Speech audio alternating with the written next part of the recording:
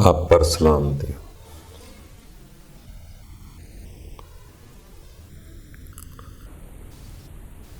سب تعریف اس ذات کے لیے جس نے انسان میں اپنی روح ڈالی۔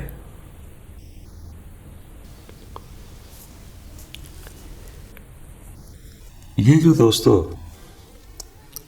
ہم روح کہتے ہیں،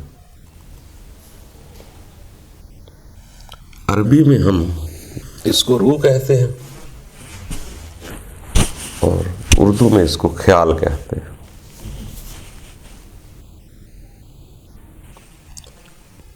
دوستو اس خیال میں بہت بڑی طاقت ہے،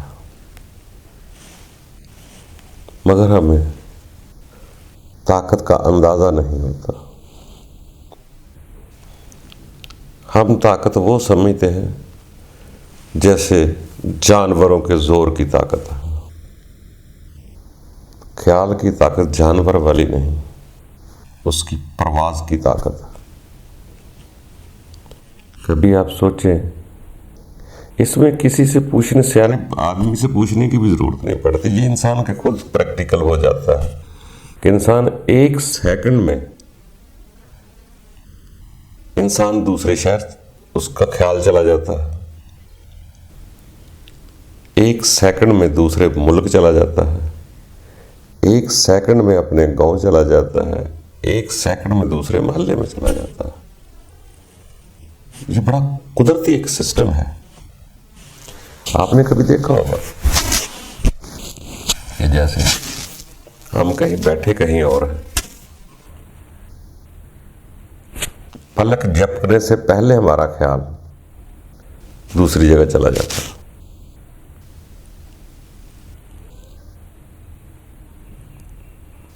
یہ ہے کہ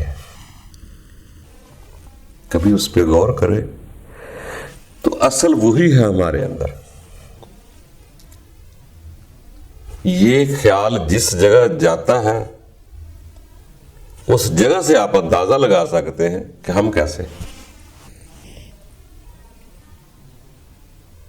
خیال اچھی جگہ بھی جا سکتا ہے، بری جگہ بھی جا سکتا ہے۔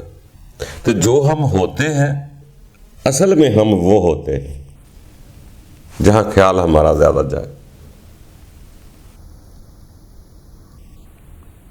کیونکہ اس بشری جسم کے اندر خیال ہے۔ بشر کے جیسے ہی تعلق ہوں گے، بشر کے جس جگہ تعلق ہوں گے، اچھے برے کی بات نہیں ہے، جہاں بھی تعلق ہوں گے وہ خیال آپ لمحوں میں آنکھ جھپکتے ہی وہاں پہنچا سکتے۔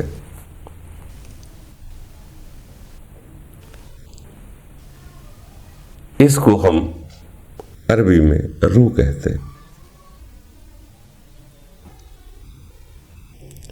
جس کو ہم الہامی چیز کوئی بھی ہو، یہ یاد رکھنا، جو قدرت کی طرف سے چیز ہوتی ہے وہ سب کے لیے سانجھی ہوتی ہے۔ کوئی اس کو مانے، تسلیم کرے یا نہ کرے، یہ ایک الگ بات ہے۔ رب کی طرف سے اگر ستارے رب پیدا کر دیتا ہے تو وہ سب کے سانجھے ہوتے ہیں، کسی کی ملکیت نہیں ہوتی، جو کو مرضی دیکھ لے اس کو۔ اسی طرح رب تعالیٰ اگر سورج رب نے بنایا ہے، یہ کسی بندے کی ایجاد نہیں ہے،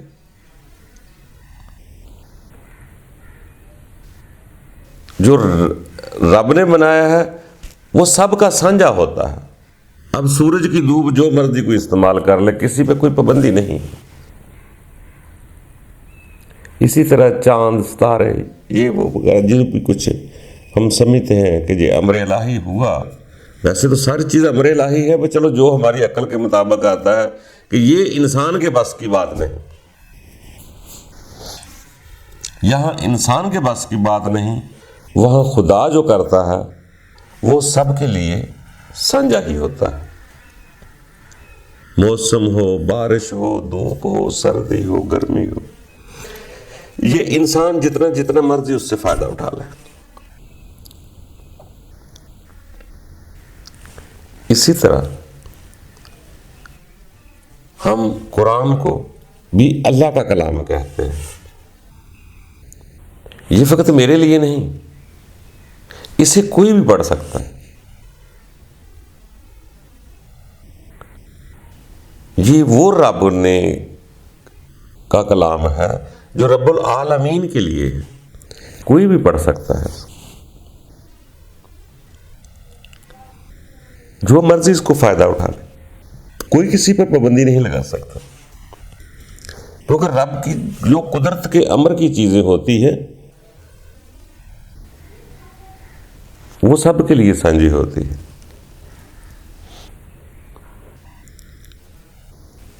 تو اسی طرح اس کلام میں تقریباً جو نظر میں گزرا ہے، یہ رے وہ ہے یہ کا جو لفظ روح ہم استعمال کرتے ہیں،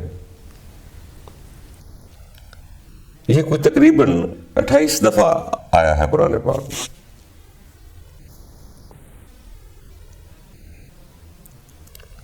مگر 28 دفعہ آنے کے باوجود بھی ہمیں کبھی وہ تفسیر بہت زیادہ بغور سے ہم نے اس پر غور نہیں کیا، جبکہ انسان کی بنیاد ہی اس روح کی وجہ سے ہے.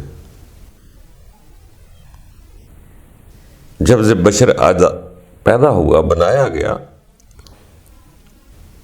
تجھے مٹی کا پتلا بنایا گیا،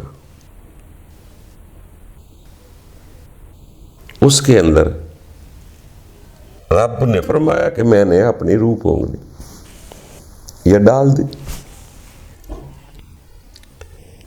اب بھی قدرت کا قانون وہی ہے.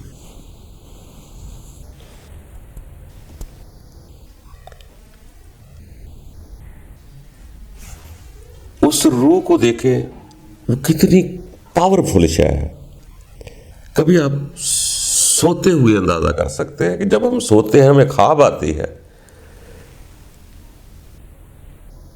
تو اس خواب والی روح کو کوئی ٹکٹ نہیں لینا پڑتا، وہ جہاں چاہتی ہے، دوسرے ملک بھی جانا چاہے تو لمحوں میں وہاں پہنچ جاتی ہے. وہ خود بخود اتنی طاقت رکھتی ہے کہ انسان سوچ بھی نہیں سکتا کتنی پرواز ہے اس کی. تو دوستو اسی طرح کبھی ہم دیکھیں کہ ہمارے خیال میں کتنی طاقت ہے.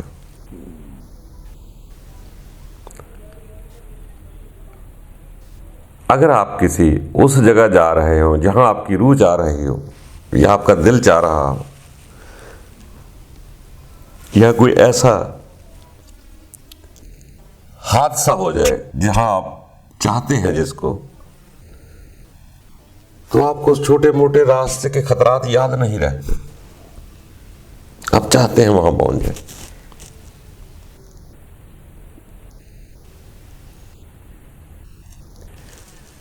اس لیے وہی ایک ایسی شے ہے جو انسان کے دل کو اطمینان دیتی ہے، اور اسی کے ذریعے، کیونکہ وہ رب کی روح ہے، اسی کے ذریعے ہی انسان کو اطمینان ملتا ہے جو کچھ وہ کر رہا ہوتا.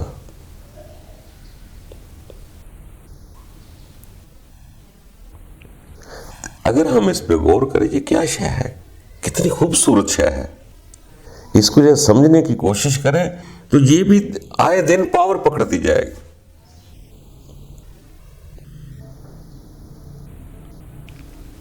مگر یہاں جسموں کے چاہنے والی دنیا ہے، یہ روح کی بات کو اتنا پسند نہیں کرتے.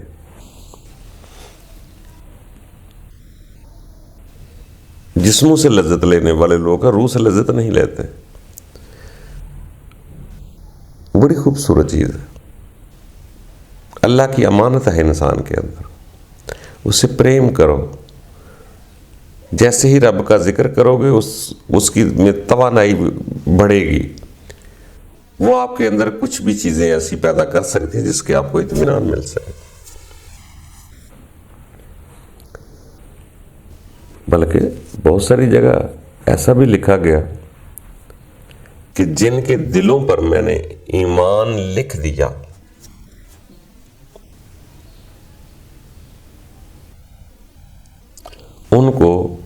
کے ذریعے تائید کرتا. یہ لکھا ہے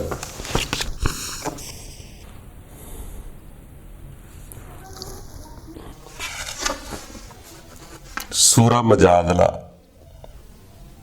آیت نمبر 22 میں لکھا ہے.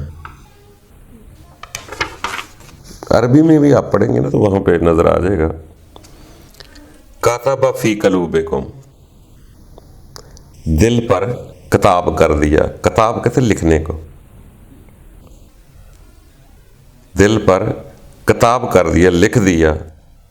فی قلوبہم الایمان و ایدہم بالروح. آگے وہ 22 نمبر آیت کا ترجمہ پورا پڑھیں گے تو آپ کو سمجھ آئے گی کہ اللہ تعالیٰ جن کے دلوں پر ایمان لکھ دیتا ہے ان کو روح کے ذریعے مدد فراہم کرتا ہے، تائید کرتا ہے، ان کو یہ مطالعہ کرتا ہے. روح ہی تصدیق کرتی ہے تو اس کو سکون ملتا ہے کہ ہاں ٹھیک ہے. اسی طرح دوستو روح کا ذکر بہت پیارا خوبصورت لفظوں میں آئے گا اگر آپ کبھی تدبر کریں تو. پھر ہم تو جسم ہی کا ذکر کرتے رہتے ہیں نا. بعض کا تو ہم دیکھیں کہ اگلے جہان میں بھی ایک جگہ ایسے بھی لکھا ہوتا ہے سورہ النبا میں، روح اور فرشتے صف میں کھڑے ہوں گے، کوئی بات نہیں کر سکے گا سوائے رب کے حکم سے. روح اور فرشتے، یہ میدان حشر کا منظر ہے. یہ ویسے ہی ہے مگر وہاں پریکٹیکل میں ہو جائے گا. جیسے ہم خواب میں سوتے ہیں تو خواب میں ہماری روح جو ہے وہ دوسرے شہر چلی جاتی ہے. وہ روحانی جسم ہے ہمارا. اللہ تعالیٰ اسے بول رہا ہے کہ ویسے ہی روح اور فرشتے. یہ مٹی کا جسم یہاں سویا ہوا ہے، نیند میں خواب میں دوسرا روح کہیں اور چلا جاتا ہے. روحانی جسم جو ہوتا ہے یہ جسم کو اس بارے میں بول رہا ہے کہ رب تعالیٰ روح اور فرشتے وہاں کھڑے ہوں گے میرے دربار میں. سورہ المعراج میں دیکھیں، معراج، اس کی آیت نمبر 4 میں پڑھیں تو اللہ تعالیٰ کہتا ہے اس دن فرشتے اور روح جب اوپر چڑھیں گے تو وہاں کا ایک دن 50,000 سال کا ہوگا. وہاں بھی لکھا ہوا ہے تارج الملائکۃ والروح ہے، روح اور فرشتے.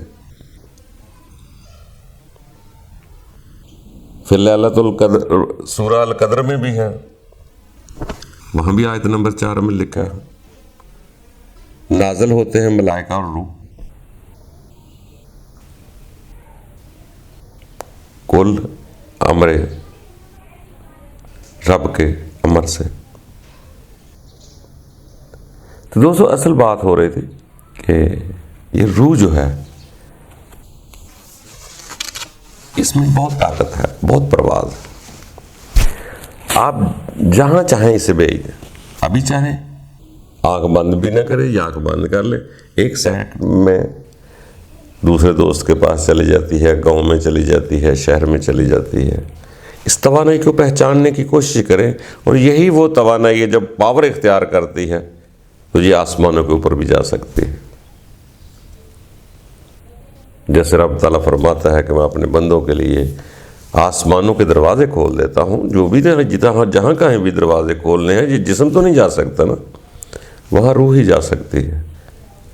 جو آج بھی سوئے ہوئے بغیر ٹکٹوں دوسرے ملک میں جا سکتی ہے، اسی طرح یہ بھی اوپر چلی جاتی ہے.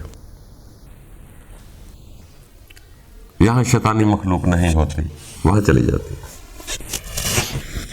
وہاں کوئی خوف خطرہ نہیں ہوتا. جب انسان کو خوف خطرہ ختم ہو جائے تو یہ روح بڑی سکون میں ہوتی ہے.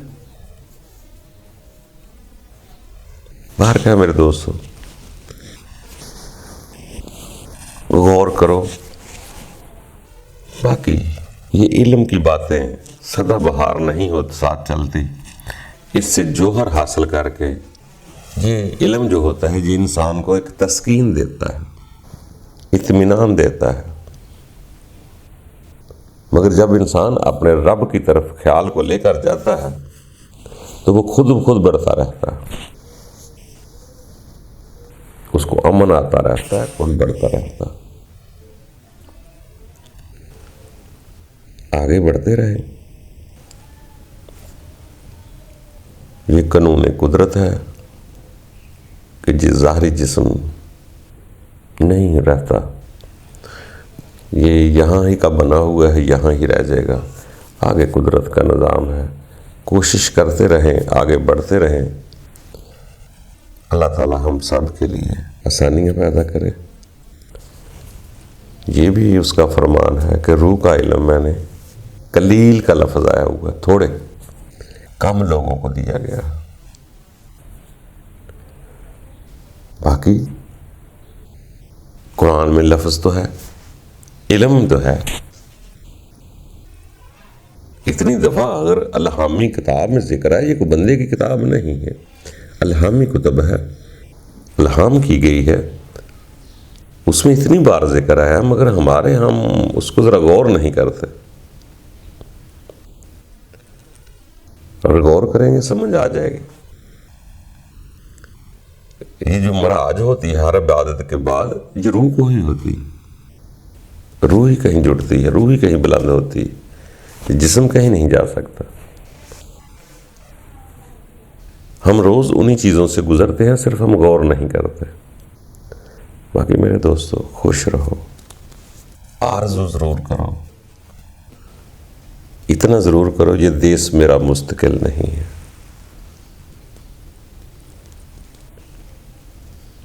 یہ جسم کی تکلیفوں سے، پریشانیوں سے تو جان چھوٹ سکتی ہے، مگر جو دکھ ہے، جو روح کو رب سے جدائی کا دکھ ہے،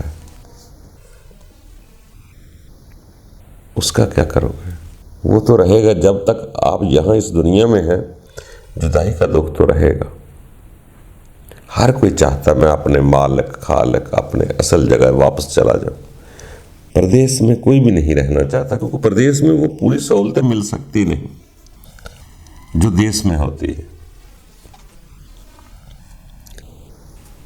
مسافر کو کہیں نہ کہیں دشواریاں تو ہوں گی۔ اگر ٹرین میں سفر کریں گے، کبھی تکیہ نہیں ہے، کبھی بستر نہیں ہے، کبھی کھانا گرم نہیں ہے، کبھی ٹھنڈا کھانا آ گیا، کبھی گرمی آ گئی، کبھی خراب موسم ٹھنڈا ہو گیا، کبھی ٹرین کا شور ہے، کبھی کچھ نہ کچھ، کوئی آمد و رفت ہے، کسی نے اپنی مرضی سے سونا ہے، کسی نے اپنی مرضی سے اٹھنا ہے۔ جس سفر کے دوران انسان کو پوری کمپلیٹ سہولتیں نہیں مل سکتی، کوئی نہ کوئی چیز کی کمی رہتی ہی ہے۔ جو لوگ ان مصائب کو، چیزوں کو قبول کر لیتے ہیں، جو مل گیا وہ شکر ہے، جو نہ ملا صبر ہے، ان لوگوں کا یہ سفر آسانی سے گزر جاتا ہے۔